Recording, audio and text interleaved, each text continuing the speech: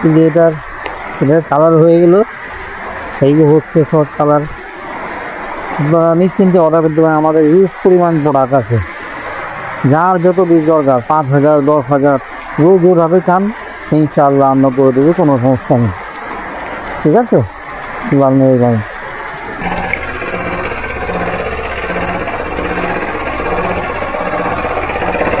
যদি আপনার কাঠ কালার চান, এই যে কাঠ কালার আছে, তারপর কালো আছে, সব রকমের কালার আছে।